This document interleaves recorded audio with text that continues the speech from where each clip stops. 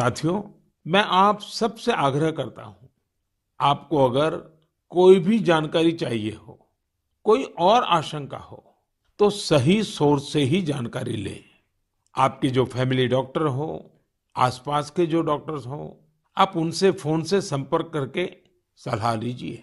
मैं देख रहा हूं कि हमारे बहुत से डॉक्टर खुद भी ये जिम्मेदारी उठा रहे हैं। कई डॉक्टर्स सोशल मीडिया के जरिए लोगों को जानकारी दे रहे हैं। फोन पर, व्हाट्सएप पर भी काउंसलिंग कर रहे हैं। कई हॉस्पिटल की वेबसाइटें हैं जहां जानकारियां भी उपलब्ध हैं और वहां आप डॉक्टर से परामर्श भी ले सकते हैं। ये बहुत सराहनीय है। मेरे साथ श्रीनगर से डॉक्टर नावीद नजीर शाह जुड़ रहे हैं। डॉक्टर नावीद श्रीनगर के गवर्नमेंट मेडिकल कॉलेज में प्रोफेसर हैं।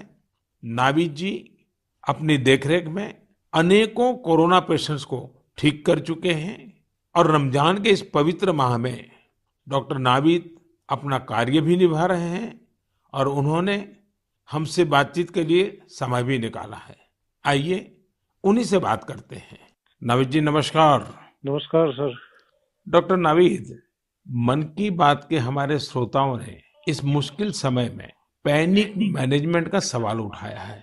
आप अपने अनुभव से उन्हें क्या जवाब देंगे?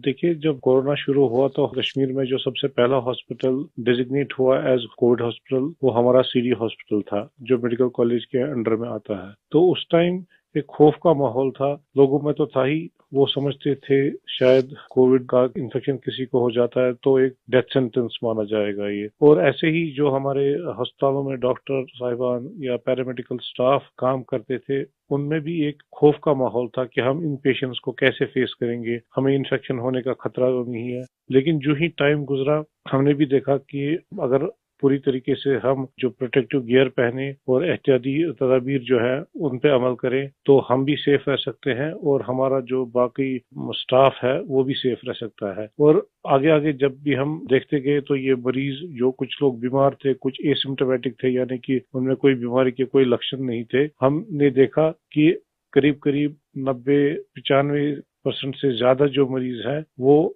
खुद विदाउट एनी मेडिकेशन भी ठीक हो जाते हैं।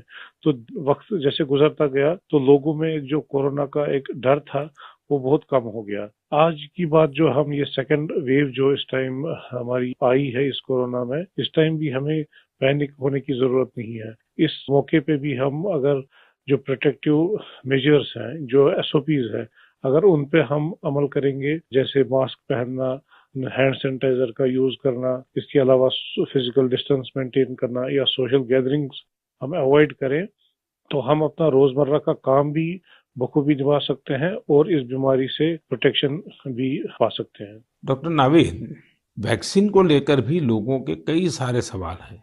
जैसे कि वैक्सीन से कितनी सुरक्षा मिलेगी, वैक्सीन के बाद कितना आश्वस्त रह सकते हैं। आप कुछ बात इसमें बताएं तो श्रोताओं को बहुत लाभ होगा।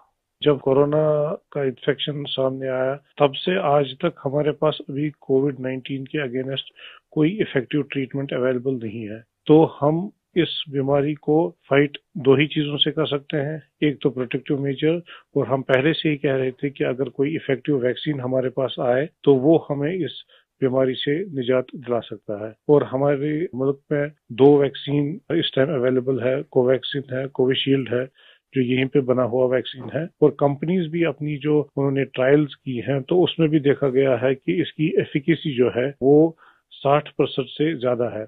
अगर हम जम्मू कश्मीर की बात करें, हमारी यूटी में अभी तक 15 से 16 लाख तक लोगों ने अभी ये वैक्सीन लगाया है। हाँ, सोशल मीडिया में काफी इसके जो मिसकंसेप्शन या मिथ्स इसमें आए थे कि ये साइड इफेक्ट्स हैं। अभी तक हमारे जो भी यहाँ पे वैक्सीन लगे हैं कोई साइड इफेक्ट उनमें नहीं पाया गया है। सिर्फ जो आम हर किसी वैक्सीन के साथ एसोसिएटेड होता है, किसी को बुखार आना, पूरे बदन में दर्द, या लोकल साइट जहाँ पे इंजेक्शन लगता है वहां पे पेन होना, ऐसे ही साइड इफेक्ट्स हमने हर मरीज में देखे हैं। तो कोई ग्रॉस हमने कोई एडवर्स इफेक्ट नहीं देखा है।